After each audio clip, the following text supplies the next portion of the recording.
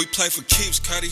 You ain't heard about the huddle fire with no with D-Lane. We tryna get it off the muscle. Walters caught the pick and ran it back without a tussle. Blow the whistle, coach is trying to get back to the huddle.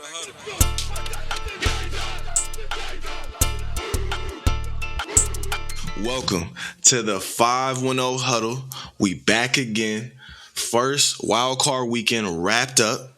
All our teams was in it. The Niners, Raiders, D-Lane, Eagles. But only one team made it through. The 49ers moved on. But how you feeling today, D-Lane? Hey man, I would say I'll be feeling a lot better if my Eagles won and your Raiders won, but it wasn't a victory Monday for us. But here we are on Tuesday. We got some good games to talk about though. It was real up and down football this past weekend, some blowouts and some close nail biters. Let's get to it. Let's get to it. And let's start off with the team that won their victory Tuesday, the 49ers. They came out, they showed out against the Cowboys. Almost, got weird in the end, but they were able to pull it out. Who deserves the most credit for this 49er win, D-Lane? Oh, that's a good one. Man, this was one of my favorite games I watched so far this year, especially the closing, the ending of the game.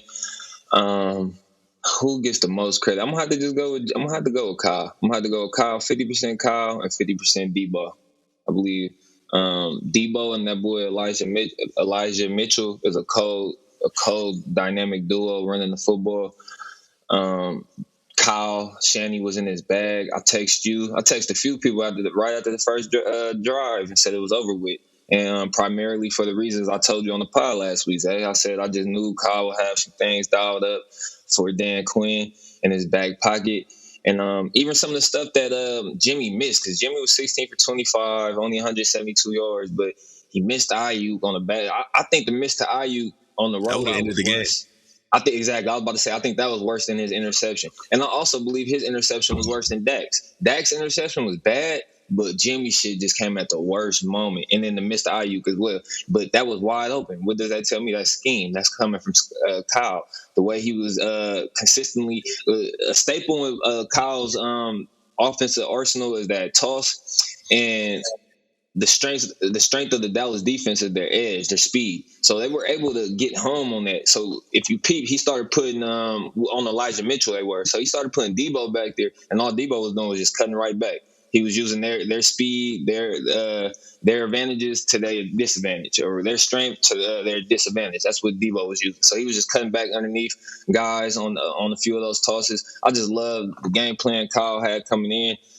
They weren't completely buttoned up. They didn't play the best, most clean football. I think Trent Williams had a late penalty. I think that was more on Jimmy that stalled out a drive. Actually negated and that could have ended the game as well. That was on the fourth inches when they got the first down on the QB sneak.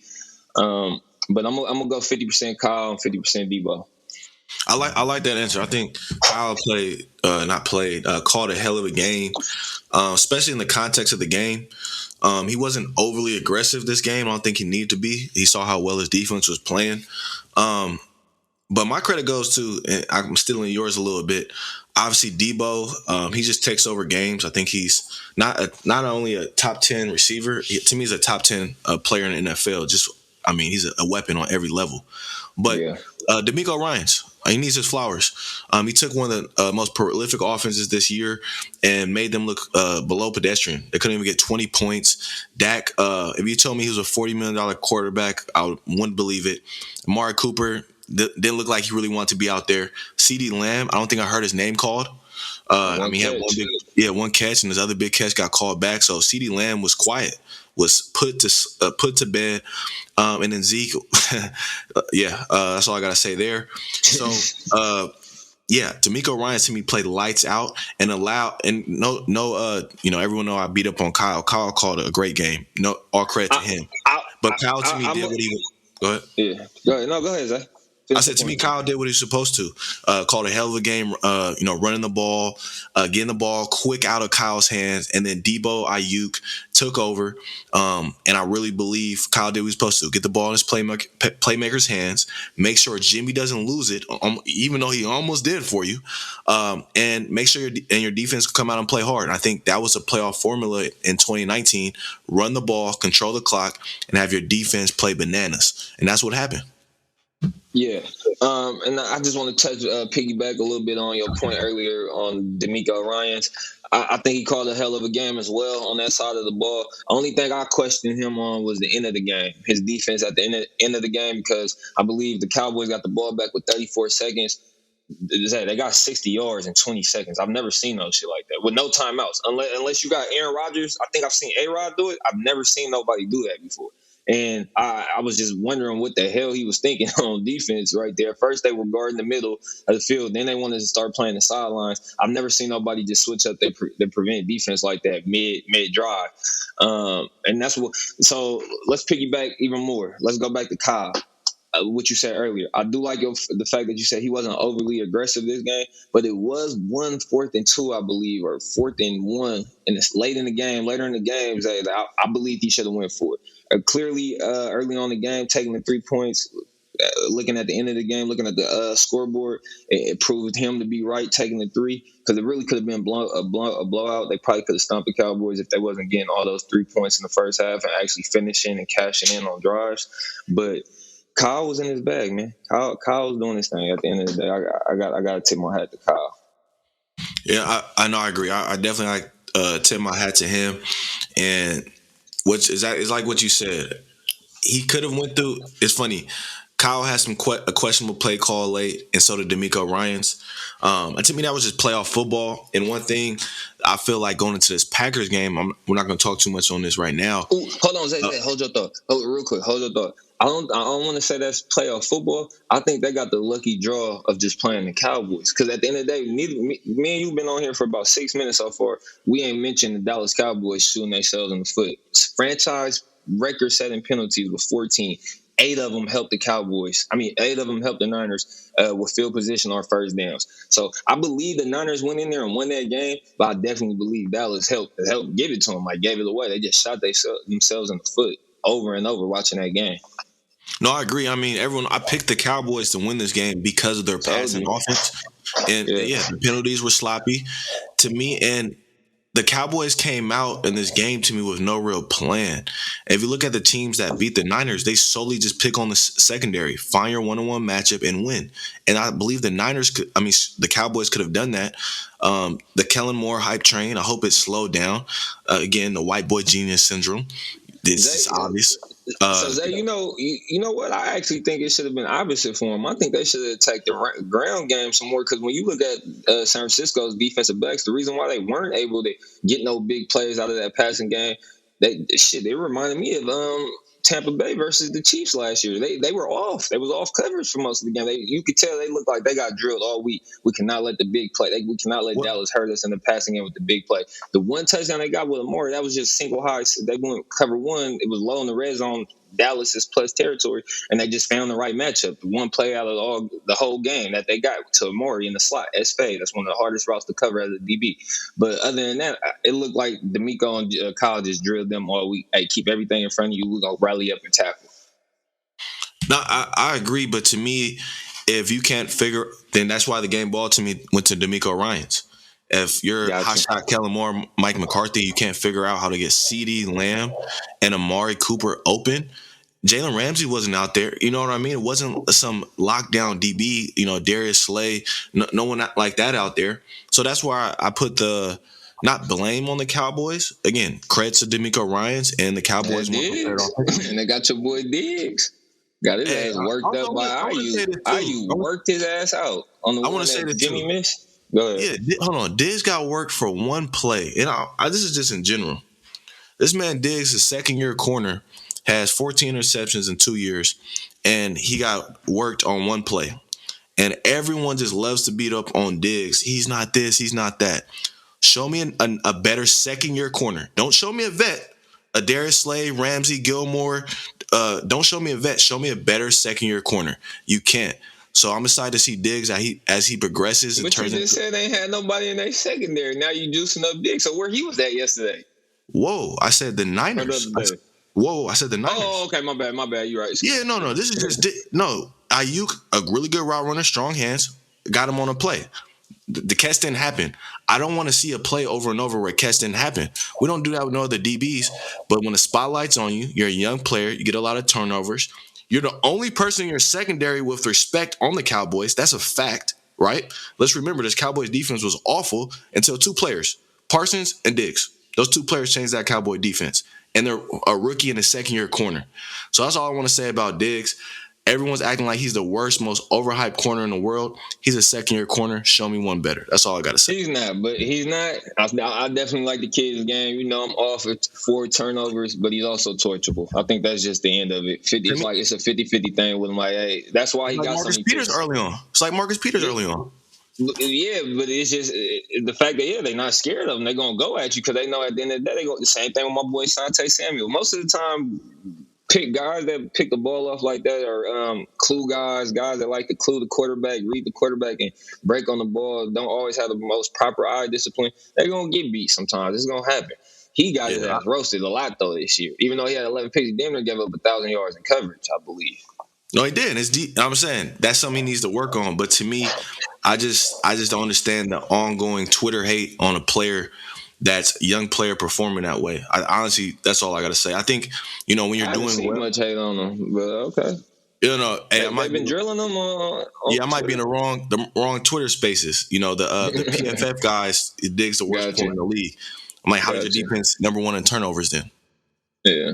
So I'll leave it at that. But let's shift over right to the Cowboys. I mean, the deep dive a little more. We gave our credit to D'Amico Ryans, Kyle Shanahan, and then the blue chip players, right? Debo, Ayuk, Warner, Bosa balled out. But who deserves more of the blame on the Cowboys side? Before you answer this question, I'm just going to say this. Dak or McCarthy to you. I believe Mike McCarthy should have been fired. Should be fired this week. That's just me. But who do you think deserves more of the blame? Hold on to that question. Ask me that question again. Let's stay with McCarthy real quick today. Because I heard playmaker Michael Irvin talk about this yesterday. And I believe he has a valid point. He has some point. Some of his points has some validity to it. It's one point that I'm not sure about, though, as far as I believe there's other options out there. He basically was saying, Michael Irvin was saying, what's the point of letting go of McCarthy? It's nothing. We can't get nothing better. Basically, that's what he was saying. He was like, "We're right here. We got the talent." He was like, "I say keep everything in place." At the end of the day, your stars just didn't show up yesterday. And looking back at that, the only argument I can make it like I get where he's coming from. You might not be able to get nothing better, but it is some better candidates on the market to me. So. I hit one of my cousins. He's a diehard Dallas Cowboys fan. And you know who I think would be the best fit that's on the market for them right now, Zay? Who I think would be the best fit for this team? I said Brian Flores. I'm going to tell you why. I was like, I will keep everything else intact.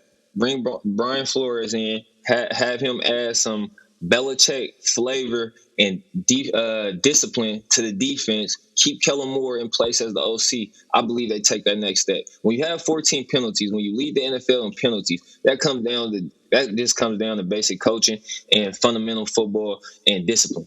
If you either got it or you don't. You either teaching it or you allowing it. Clearly, McCarthy's allowing it. I believe he should have been fired right after the game, too, especially for some of his comments after the game, some of the things he was saying, even about the last play, their decision to go for the QB draw. He needs to go, but I love Brian Flores at the helm for this team. What about you? I think Brian Flores would fit almost with every team in the league. So I agree. I don't think Brian Flores would fit. I'm talking about with this team specifically. No, not with this team specifically. I'm going to tell you why. Because of the Jones family. The Jones family, they hire white coaches, and there's going to be white everywhere except the players on the field. Go ahead. No, go ahead. I don't believe Brian Flores could work with the Jones family. They want way too much control. If Flores was butting heads with the owner Ross, I couldn't see him working with the Jones family who want to be hands-on with everything. And I think the reason you're seeing this lackluster coaching is because Jerry Jones wants a coach that will answer to him, will bow down to him. Why do you think Garrett was there for so long? He was a company guy, teacher's pet guy, was not producing on the field, but the Jerry Jones family knew they could control him. Same thing with Mike McCarthy. Who else was hiring Mike McCarthy last year? Only the Cowboys were. And so Mike knew, like, hey, I chance to coach the Cowboys, make good money. And the Jones family knew Mike McCarthy can answer to them. And they have this weird thing with Kellen Moore. It's like he's a hot coaching candidate. This isn't it weird how your OC is a coaching candidate, but your head coach, if he hit the market today, would not be. So to me, it's just a weird dynamic with the Jones family. And because the Jones family is the ones that set the culture, I believe a coach cannot come in and win consistently with that organization. And why is it that way? Why do you think Jimmy Jones let go? Jerry Jones let go of Jimmy Johnson. Jimmy Johnson was controlled. He was beloved. He set the culture. He got rid of Johnson and wanted to make sure. Was the filter. And he was the filter between the players and Jerry. Yeah. And that's primarily why I believe Brian Flores, he is a strong presence. I think he can be that filter between the players and Jerry. That's what Jimmy was. I also believe they should go with a defensive-minded head coach. That's why I was also about to ask you, should they go offense or defense with their head coach? I believe they should go defense. Keep Kellen Moore in place. I believe the offense is fine. They had 21 rushes to 43 passes. Like I said, I think they should have flipped their game plan, ran the ball a little more, and schemed up some big plays. What happened when the run isn't working? I always hear that. Like the run wasn't working in the beginning of the game. You just keep it. What have I always told you? And look at what you just said, beginning of the game. Run didn't work for Frisco last week until the second half. The run didn't work for a lot of run. But they're running to it or not. We didn't have that conversation before. They for the last for the past year and a half, 2 years, the team has shifted from that dominant Zeke run-led team to passing now for the last year or two, which is fine. But at the end of the day, can you be committed to the run when you need to be committed to the run? I think Dak was I don't even know the record. His record is way better when they run for over 100 yards than they do. You know what? When they don't. I'll agree with you because, and this is not to. Obviously, I watched the Raiders the most. When they were on that winning streak, they won because Josh Jacobs' running game took over in the fourth. So I agree with you. So what do you think? Should they go offense or defense with the head coach? Because like I said, I believe they should go defense, help Dan Quinn buffer up the defense even more, continue to take that next step, and just keep Kellen Moore in place. That's what I think they should do. I think they should go defensive-minded head coach. I don't know what they should do. Nothing's worked. They had Parcells again on the back end of his career. Then they went on to Garrett, and now they're with Mike McCarthy. And they have Kellen Moore, who looks like he's in over his head in the big time games. I just know they need a culture. The Cowboys have no culture, right? This here, Dak blaming the refs after the game. Score more points. Score more points. And you know me, I always root for my black quarterbacks. Dak's starting to annoy me a little bit. Produce. Just because you make $40 million don't mean you're a $40 million quarterback. Produce. I think it goes back to the culture. To me, they need a culture setter. Jerry Jones is the culture. And Zay, I think it's twofold with Jerry, though. And this is why I say you got to go get a strong you got to get a dominant presence as a head coach that can challenge. You think Jerry wants that, though? Do you think Jerry really wants that? I don't know, but I don't know if he does or don't. If he won the Super Bowl, he keeps saying year in, year out that he does. He needs to make this happen.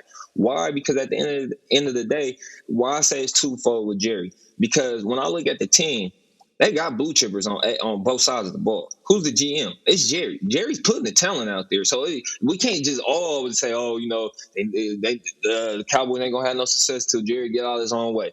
No, damn that. It was talent on this team. That's another reason why I'm saying I put 50% of this blame on this loss on Dak and on McCarthy. And the 50% come on Dak because at the end of the day, their stars just didn't show up. At the end of the game, I'm looking at Wilson, number one for the Cowboys, trying to make a play to save their season. Why wasn't that CD? Why wasn't that Cooper? Where was Zeke at? Like, none of their stars showed up in the big moment. Yeah, that's on the coach to motivate them, but at the same time, that's on the players. The players play the game. And I'm saying that Jerry got the talent out there. That's why I believe he just needs a strong-minded coach to bring in a different culture, but not even just bring in a different culture. Yeah, to bring in and establish a culture, but to be that filter. Be like, all right, Jerry, you got the talent out here. Back your ass up. Let me do everything I got to do. I'll report to you once a week. We can chop it up. But see, that sounds good, but I look at Jerry like this. Jerry's like a obese person that wants to lose weight anyway but working out. Okay, and Jerry wants to win anyway without hiring an alpha male coach the team will believe in him more than Jerry Jones, right? And that's Jerry's problem. I think the article came out. The whole reason Jimmy Johnson was let go because Jerry wanted to know, Jerry wants to be a player. He wants to be in the mix. And we don't talk about an owner more than Jerry Jones. Obviously, we talk about Robert Kraft. That's only because his teams are winning, right? But Jerry Jones is one of the most vocal owner. I don't see an owner that talks more every week. I mean, you hear Jerry Jones talk more than the coach.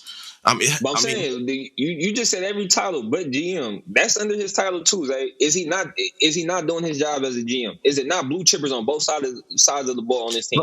No, I agree. He is. But at the end of the day, you have to have a coach in place. You have to.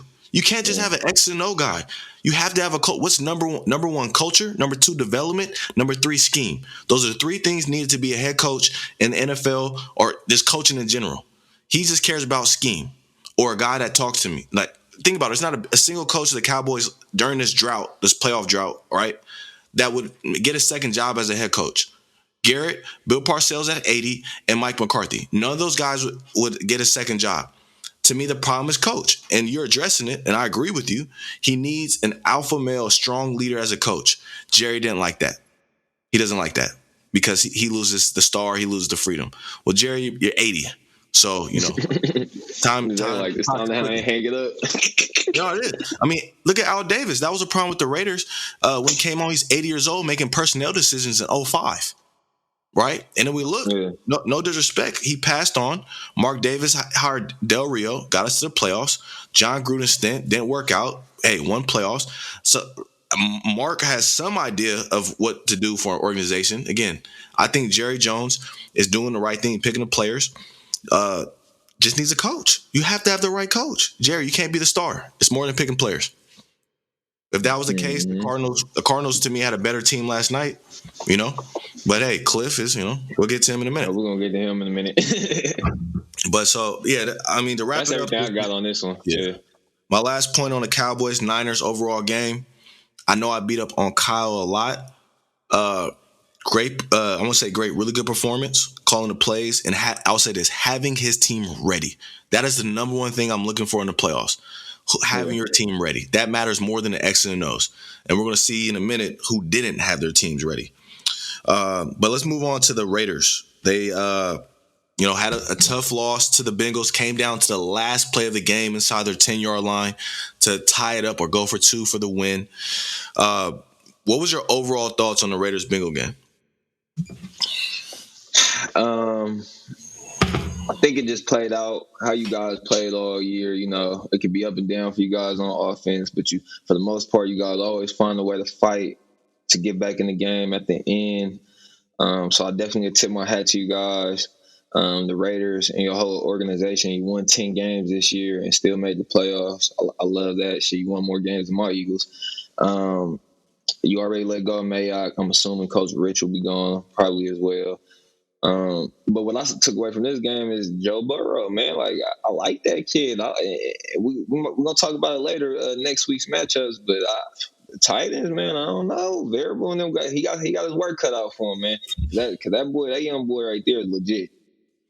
I agree. I like what you said. One thing I really liked about this game, the Raiders were prepared. They came in like they belonged in the playoffs, and they were the 5th seed. I think we were talking about them like they were a 7th seed team, like the Steelers. They were a legitimate 5th seed, so they didn't need the 7th slot to get in. Regular playoff team any other year, and I think it showed what type of guy and team. I would say what type of guy Rich Bisaccia is and what type of team he has behind him that's willing to play for him. I just said it takes 3 things to be a successful NFL coach: set culture, develop players, and be able to scheme. I think Bisaccia, the number one thing he has is culture, right? That rest, I don't know about that, but he definitely has set a culture and a tone. And my overall thoughts from this game, to me, was obvious. They didn't have enough blue chip players. Bengals did. When they needed a big play, they go to Chase. When the Raiders needed a big play, they went to Zay Jones. That was, to me, the ball game right there. And to me, it showed that in a positive light of, you know what, this Raider team went through all that, battled with the Bengals team, lead to the last play of the game. I mean, it was the only exciting playoff game of the weekend. I mean, Cowboys-Niners was good, but it was gaps in it where we thought it was going to be a blowout. Yeah. But I give credit to that Raider team and that coaching staff for battling. I don't like to give moral victories, but the way this season went and to have, the battle like that, I got to give credit to the team and to Rich. To me, it just came down to not enough blue chip players. And I think the Raiders could address that this offseason. And I was also going to say, Zay, I think you guys, of course, he's gone. He's not coming back. But you missed that speed factor from Ruggs. But I don't believe it's necessarily just it has to be a speed guy. But I believe you guys just need a guy that can win one-on-ones on the outside. I'm talking about a Agreed. true X receiver because you got your slot guy in Renfro. You got Waller. I just believe if he is a speed guy, that even adds another dimension as far as getting down the field for you guys. But if he isn't, I just believe you guys need a possession guy that's on the outside of the numbers working. I like Edwards, but I'm talking about I think to take you guys offense over the hump to that next step. Like you know how the Rams added Odell midseason just to try to take their offense over the next step. I think you guys need something like that. I'm not saying you need Odell, but you guys need an X. And I couldn't agree more. And I think that's the Raiders are going to have top 10 most cap space. I mean, the Raiders going to have a lot of work with to whatever new coach, new GM comes in here. So I was impressed, and it did come to a loss. It's crazy. The Raiders lost, and I wasn't even a bad mood down. I was like, you know what? Made the playoffs, won the road, had it close, balled out. Everyone, it wasn't a Derek, I just shit the bed type of game. He came in, played hard. So shout out to that Raider team. To me, now the question is, where do they go from here? And do you believe Mike Mayock should have been fired? Oh yeah, most definitely. We already talked about that as far as just cleaning house. I told you I would like for it to be Lou. I would love to see Lou Reddick back. I know you probably want to go a different way. But my top two head coaching candidates for you guys is Jim Harbaugh and Brian Flores. I'm gonna add in a third name for you. I would love those two. I would love the Louis Reddick, Dougie P package. I'm hearing that. I forgot about Dougie P too. Yeah, I remember you talking about that. Yeah, I would love that. I would love Brian Flores. I don't know the GM that would come with him, but I'm gonna go conspiracy theory Zay real quick. So the Raiders are interviewing Ed Dobbs, the assistant GM of the Colts, right? Chris Ballard, right hand man, hotshot up and coming GM. Okay. Ed Dobbs. What? No, he white. He white. Yeah. Come on, young dude. Like I think mid-30s, late 30s. Yeah. So he was an intern for the Oakland Raiders between 03 and 06, right under Al Davis. He comes from the Ron Wolf tree of scouting, right? Everyone knows the Packers, who set pretty much the playbook of how to draft. And at the time he was working with the Raiders, Jim Harbaugh was a QB coach. And the Raiders are interviewing Dobbs this week, and they're already interviewing Gerard Mayo from the Patriots. Patriots. Sorry. So I believe by next week, early mid, you're going to hear the announcement of Jim Harbaugh and Ed Dobbs coming to the Raiders. And then my last piece to double down on this, there has been no new recruits offered yet by Michigan. So something to watch. That means Jim Harbaugh. And Jim hasn't signed that contract either, right? Because somebody was saying maybe he's using this to leverage a new deal or something out of Michigan. He hasn't signed no new deal, right? No. Nope, not yet. And so, and this is the last week to do it. So you saw Chip just signed his new deal. So this is the last week to get that new deal done. Who you believe would be better for specifically Derek Carr, Doug Peterson, or who we was just talking about? Jim Harbaugh. Ooh, that's I would say Dougie P. I knew you was gonna go there. I know why your reason is. Go ahead, go. And the only reason is I've seen Doug do it already. You seen him do it. I thought you was gonna say I seen him do it with Nick Foles. The back. No, for real. I seen it like exactly. Nick Foles. I mean, even Jalen, like his first 4 games, had some offense running with Jalen last year as a rookie. Carson. I mean, he's the only one to win with Carson. So to me, if Doug Peterson's agent when the Colts missed the playoffs, I would have called Doug like, "Hey, the price just went up, my boy. The price just went up. You won with Nick. You won with Carson, and what you won? Didn't he go 2-2 with Jalen down the stretch? You went 500. So, hey, if I'm Dougie P, the price just went up. I need $10 million a year, and that's on me. So, I think those are 3 coaches on the Raiders I'll be targeting. Don't give me a Kellen Moore. I don't need any unproven coaches. None of that. Those three should be the targets. And, like the Raiders been saying, they're looking for a big fish, a top head coach that's already proven. Like I said, we've seen either random names like trading for Sean Payton, Mike Tomlin. I think that's the least likely. But those three coaches, to me, would be exciting to bring in.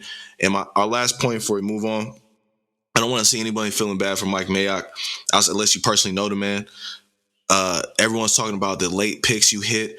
In the NFL as a GM, it's about how consistent you are with your picks. If you miss, your misses are supposed to look like, okay, you're an average starter. Okay, your miss you're unplayable. Okay, the players he's drafted, the Pharaohs, the Leatherwoods, the Abrams. Right, his best player was Josh Jacobs, and no disrespect, that's a running back. You can get your run. I mean, Elijah Mitchell came in the 6th round. You can get running backs anytime, any place, anywhere. So I'm not giving you a lot of credit for that. And then Ruggs, I'll give Ruggs as a wash. It looked like you nailed the pick, and then Ruggs, unfortunately, that's only. And again, if you look at the players you hit on Mad Max, and you hit on Nate Hobbs. The rookie safety looks like he should be pretty good. That's it. You can't hit on 3 players in 3 years. This ain't the fuck is this. So. No, Mike Mayock, thank you for your time. I wish you the best of luck, and I'm excited to see you back on NFL Network. Yeah. So while we talking about GMs, just real quick, I know your guy, he used to be my guy. Howie his ass is on the hot seat this offseason today because we got 3 first-round picks. I think we got one from the coast as well for missing the playoffs. He got a hit, bro. I don't give a damn what anybody say. He got a hit on two of those 3. Because I still can't forgive him for passing over Justin Jefferson. Oh my God, I'm still hot over that. Okay, hold on. And then I want to talk about passing on Justin Jefferson. Everyone did. 30-something teams did. I don't give a damn about everybody else's team. I'm worried about my team, and we had a chance to get him. And then the year before, we take freaking Arcega-Whiteside over. Raiders passed on him. The Broncos passed on him. The Cowboys passed on him. The Niners passed on him. The Eagles. So 5 teams that needed receivers passed on him. That's like saying I would never live down all those teams that passed on Tom Brady and Russell Wilson. Come on now. I don't give a damn. So Howie should be fired off one receiver. He should be fired for missing one receiver. No, he's been having some. And like I said, I can't remember last time we had a stud linebacker. I can't remember last time we had a stud safety. We need to do, and we haven't drafted either one of those positions in the first 2 rounds since like the 90s. This is where I give credit to Howie. Y'all, okay, one, he brought y'all a Super Bowl. That's one. 1 yard Super Bowl with players he picked. Let's just start there. Then, where I disagree with him, he shouldn't have let Doug go, but he made a great decision getting rid of Carson Wentz. He needs his flowers for that because that would have put the franchise back. Y'all, the Colts are fucked right now. Okay. Third piece. He consistently hits on picks. Does he miss here and there? There's not a single player outside maybe Ozzie Newsome, GM, that has like a 90% hit rate. Literally. See Bill Belichick's picks?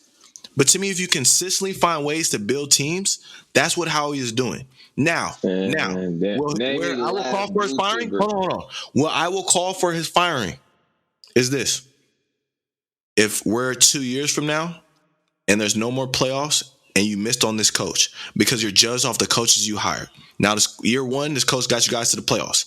Next year, you guys need to be a 5th or 6th seed. If it's a step back, then we're looking. This is some fluke shit. So to me, Howie's seat should only be on the line if he picked the wrong coach.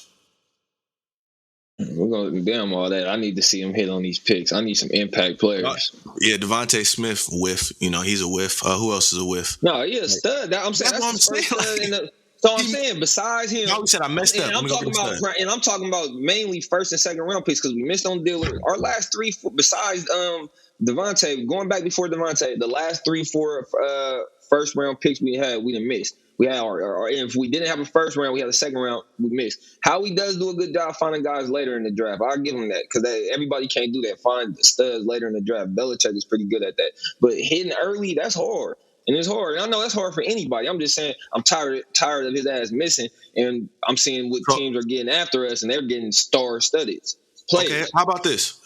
Like I said, Rager ass should have been left. Left in Tampa. Question: do you want the Vikings GM? He just got fired, and he picked Justin Jefferson. You want him? Hey, all I'm saying is Rager ass should have been left in Tampa. He should not be on our roster today. No, I agree. The worst stat was saying that Henry Ruggs had more yards than him this season, and Rager played almost every game. Henry That Ruggs right got more there, yards than him in 2 years, and he hasn't even played oh, 2 full seasons. He played 2 full Jesus. seasons. That's Jesus. sickening. Okay. Yeah. Yeah. Not. And I, no, I've seen. Remember, I mean, not Rager. He'll drop a weird one. Yeah. Come I'm with on, you. bro. I'm telling But you you. cannot call for Howie's. And what Rager was a I'm late not calling first for pick. a job. I'm just saying I feel like he on the high seat. Zay, you got 3 first rounders. You're telling me he can't. He don't have to hit. We got 3 Oh first no, he rounders has in to. this year's draft No. Let me coming up. rewind back to my original point. The Eagles have to be a 5th or 6th seed next year. That means you're taking a step back if you're not. So to me, that's why the pressure is, yes, Howie has pressure hitting those picks, but to me, he has more pressure making sure he has the right coach. Because if this team doesn't take a next step with those picks, I to heard this me, is a good linebacker draft, Zay. I hope we can get us a good. linebacker. I forgot. This is Yeah, I one of heard the this. best safety. This is one of the best safety and DB drafts, safety, DB, and linebacker drafts we've had in like 5 years. Well, we So if need you one. need to build your We back need end and your one, man. linebackers, Yeah. yeah, this is a good year. Now, pure pass rushers, it's top heavy. You don't have a lot of pure pass rushers this draft. Hey, next year though, whoever draft Will Anderson, woo. Stud. Hey, the I Lions. seen some people talking about he should sit out the year. I was like, Saban ain't going for that. I already know Saban probably calling him right now, like, hey, you my guy, I'm gonna take care of you, baby, but I need you to play. And if I'm Will Anderson and my family, I'm like, yeah, I won a natty. I did all I had to. Like what my boy Kayvon said, I'm not just a football player. And think about this. I don't give a who wants to live. Well, I think Will Anderson from Alabama, but I wouldn't want to just live in Alabama. Like, let me go to LA and train for the year. That sounds funner. Yeah, I already made it's a business. You go to Alabama to make money. You don't go to Alabama to, yeah, my 4 years there, had a great time, alumni. I don't give a fuck. This is a business. You ain't trying to end up like Jalen Smith. I hate all that. All those TV people that, what happened to fighting for your school pride, this and that. Your school ain't giving you a job right after. Can you call your school? You give a $200K job position? If that's not happening, then the school ain't doing shit for you. So, but yeah, that's my only piece on that. I hope Will Anderson don't play next year. I hope he doesn't. Get your money. And people are going to be like, oh, what if every player does this? Let's be honest, D-Lane. There's only 1 to 5 players every year that could do this. Yeah. Last year, the 3 players that sat out. You gotta be a lock lottery. You gotta be like a lock lottery guy. Exactly. Penei Sewell sat out, top 5 pick. Jamar Chase sat out, top 5 pick. Micah Parsons sat out. Actually, probably if he played, maybe 2 slots higher, 11th pick in the draft. Or just didn't have the injury history. He probably would have still went top 5. No, exactly. So those only 3 players that sat out this year, and again, we all knew they were going top 10. So let's be real here. Will Anderson, don't play. You're top 3, locked. Let's move on to this guy that I've been talking shit about. Not shit, I would say speaking facts about, because he is a loser. Up until this season, first time making the playoffs. First time in the playoffs. I know it felt weird for him. He's like, man, how's it feel to coach with a winning record? This is weird. His team got annihilated. Looked like they didn't show up. It looked like they didn't even belong in the playoffs. That game was the worst game next to the Steelers and Chiefs. I believe Cliff should be fired. There's nothing to think about. Nothing to think about. They relax. No. Your first 2 years, you don't have a winning season. Okay. Well, last year they went 8-8, right? Or no? You don't have a winning season. We don't count 8-8s. We count. Did you make the playoffs? Yes, we do. We count 8-8 because we give Mike Tomlin 8-8 when we say he's never had a losing record. Don't do him like that. Because he has 15 years of evidence. You're right. We have 15 years of evidence. We give you an 8-8. Exactly. We give 15 years of evidence in the chip. We'll give you 8-8. You ain't got that. So 2 losing seasons. So it's like, okay, you're not winning. This year you're winning. Okay, cool. You're winning. Things are looking good. Cliff are going in the right direction. So let's look at the development piece. Who's getting better? Kyler, to me, looks like he's not taking the jumps. So you can either blame Kyler or blame Cliff. Hey, let's ask this quick question. I'm really curious to see how Kyler will look under a Dougie P, an offensive genius. Cliff is an offensive genius. He just calls spread. So that's what we got here. And on top of it, to me, what you say about your team shows everything what type of coach you are. He was literally, after the game, I would have fired him on spot as the owner. Fuck what my GM says. He said, our players are supposed to get themselves ready for this type of game, and we weren't ready. So you're the head coach of the football team. You're saying that's how you know he ain't a playoff coach. He don't even know how to talk to his team in a playoff game. You gonna When throw you your said team under that, the you bus? said it. Zach, you said that shit early on. Was that last year or this season when you was just like, hey, I like the way the Cardinals looking, but I gotta watch Cliff by the end of the year because you like he's never coached a winning football team. I'll never forget when you said that, bro. You was Yeah, just like, how does he even know how to respond and talk to a winning football team in late December? I don't know. And the question would be, his team's body language. And let's be honest, we count. Look at the amount of blue chippers the card. If I'm Keem, I forgot his first name, Scott Keem or whatever, the GM for the Cardinals, I'm like, Cliff, you got a quarterback. You got Chandler Jones, top 5 pass rusher. You got Buda Baker. You got weapons. Like, what the fuck else do you need? And then again, we pointed to this. The season got shaky when they lost Hopkins. Hopkins should not derail the whole fucking team. If you're an above average coach, am I wrong? Am I wrong? Like, I mean, he is a blue chipper. Zach. He's a blue chipper. no, he is. And he's on the outside. It's not like that's a little slot guy. Your offense, because your offense that usually ain't based around a slot. You feel me? That's a dominant outside guy. That's why I was about to get to. I'm gonna let you finish your point. Go ahead. No, my I'm gonna only get to point is mine. this: I have to move on from Cliff because for 3 years, this was the year I saw you with loaded blue chip talent, and I don't believe that you're a coach that can overcome any adversity. Any adversity. If you're a coach that can't overcome any adversity, what the fuck are we doing here? Because that's the NFL. It's not, flowers every fucking day. So that's my point. My last point on Cliff. He doesn't have what it takes to consistently win in the NFL, and I believe it's because of his culture and his development. X and O doesn't get it done. That's my last point on Cliff. He should be done. Yeah, this game.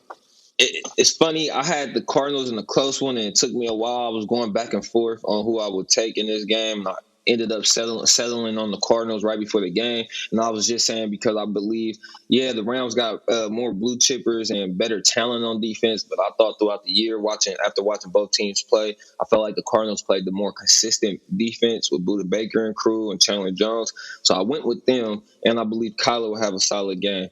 Clearly, I was wrong. I believed it was either going to be Cardinals win a close one or the Rams blow them out. So I wasn't too surprised by the blowout, but I still was. But so now on the Cliff, the main reason why I just can't, I don't want to let go. I'm willing to give Cliff at least one more season, Zay, because we've seen him take steps each year. I think they won 2 to 4 games the first year, the second year. Last year, I think they won 7 to 8 games. Then this year, he won 11. The main reason, it's 2 reasons why I don't want to just let go of Cliff. One, AJ or not AJ, excuse me, DJ or DeAndre Hopkins wasn't there, and then 2, Kyler Murray, your franchise quarterback, just didn't show up. He had one of the worst games I ever seen him play. Two interceptions, a fumble I believe that got picked up for a touchdown as well. I've just never seen Kyle play like that or be befuddled. He just looked like the game, it was too much for him. So I would like to see him bring it back next year because for the last 2 seasons he hasn't finished well. But to start the year, we said Kyler is Kyler an MVP candidate. Last year he started off hot. He got hurt. They didn't make the playoffs. This year started off hot. We were saying the same thing. They had a rough patch in the middle of the season. They ended up closing, beating the Cowboys again, making it to the playoffs this year.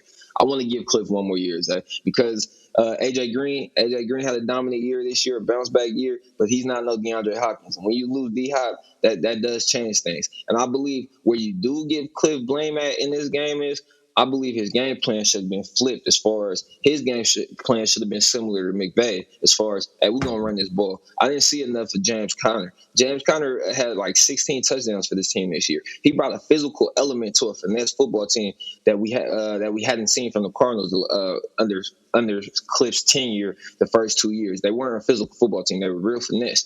I believe Conner brought that physicality to their offense this past year. I didn't see enough touches. They only ran the ball 18 times for 61 yards, 33.1 a pop. That 3.4 a pop. That's just not enough. That's not going to get it done. You put too much pressure on Kyler. He clearly wasn't ready for it early on, and they folded. I want to give Cliff one more year, see if your quarterback can step up to the plate. You remember Lamar didn't win his first playoff game or first 2 playoff games. Sometimes that's how it plays out. You got to give the young man another chance.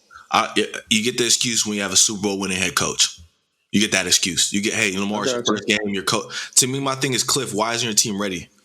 To me, it was 21-0 in the second quarter. How are you going to run the ball down 21-0? Then it got up to 28 points at one point.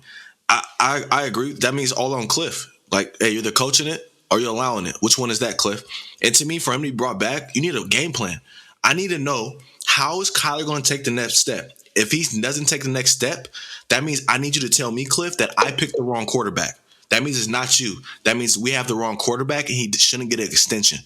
And then my second point to Cliff is, why do you only have 2 wins in January? And you're right. And even going back to college, he has a losing record in December and January, going back to his time in college. So I need to know, to Cliff, what's going to make it different in next year? Do I need to get more players for you? So I'm going to have to just spend more money because you need a perfect team to win December and January. But hey, maybe once every 10 years does an NFL team get a perfect team where they have no weaknesses from top to bottom. So Cliff, this is the NFL. So that's all I need from. I need a plan because I don't know where this is going from here. To me, I could have taken. So one more year or no, Zay? At the end of the day, if you was the owner, GM, you give him one more year or no? It's time to go. It's time to go. It's time to go. It's okay. And if you do cut him, the only person, because I can't see a Brian Flores. Like I can that would see be him, the most popular job right now. What exactly? He would stop interviewing. But fit-wise, I can't see Harbaugh there, especially not his offense with Kyler. Brian Flores, maybe I can see him there helping the defense specifically. I think the best fit there is Dougie P, to be honest. I think Dougie or Brian. And that quarterback. Because Brian can set his own culture. They give you that credit. I think Brian or Dougie P would do great there. And I'm going to give a second, third coach that I think would do good there. The first timer, Brian Leftwich. Yeah, he wouldn't do bad either. Him or being. He started as an OC there. He started as an OC there with Brian, and then went back with Tampa. Hey, Bruce Arians gave you the most success as a franchise. Get his minion, bring him here, and to me that would be a nice refreshing. One of those 3 guys. And let's be honest, what opening would be better than the Cardinals right now? That's why I would do it, because Bruce was the Cardinals coach that year. They went to the Super Bowl, lost to the Pittsburgh Steelers. No. Or was that right before Bruce? That was right before Bruce got there. But Bruce had most consecutive winning seasons. Remember, like 5 straight playoffs. When they had Fitzgerald and Pat P and them, they was going to the playoffs. Remember, he was the old Steelers coach. Then remember that he was a Steelers OC. Yeah, I know you're talking about. He had Kurt Warner last year. I believe. Damn, started with a W. I know you're talking about. He was bald headed. I know his name. He was bald headed. He looked like Gus Bradley. He looked like Gus Bradley, but wasn't. But no, he was a good coach, and Bruce just got him consistent. Remember, NFC Championship. Winston Hunt. I said it started with a W. I knew it was Winston Hunt. Yep, he was a good coach. Yeah. He had solid. One really good year, and then Bruce came in, and remember, like they had 4 to 5 straight playoff years. So, but yeah, I'll bring one of those 3 guys, and it's only because think about it, this is if the hiring cycle. If you don't get a coach this year and you let Cliff go next year, the hiring cycle is not going to be just good. There's not going to be a Brian Flores for you. There's not going to be a Dougie P for you. There might be a Jim Harbaugh, but if you got Jim Harbaugh, that means your GM is going too. And I think your GM knows how to pick players. So, it's you got to do it now. If you want long-term success, you got to do it now. That's crazy. I just seen some article. My bad, I had to cut you off. You can hit your last point. I was just gonna make this quick point. I just seen some article saying Winston Hunt talks to Sirianni all the time and helps him out. My Eagles head coach. There you go. See, and Winston Hunt's really he an OG in the game. You got to remember he was the Steelers that got that win with Big Ben against the Seahawks. So he been around the game for a while. I think Winston Hunt. Last point, we're going to end here. Winston Hunt and Kubiak don't get enough credit for their offenses and their impact on the game. Oh, yeah, facts. Kubiak was a boss, real OG for sure. His own run offense is nasty. Facts. I mean, he needs to be in that genius circle we all talk about. So, but that's all I got this week. Man, no Raiders. Your Eagles done. Now it's all season time. Yes, sir. We'll make sure we give you guys the picks this Friday. We missed last Friday, but we'll be back Instagram Live this Friday for the divisional round picks. Yes, sir. All right, y'all. All right.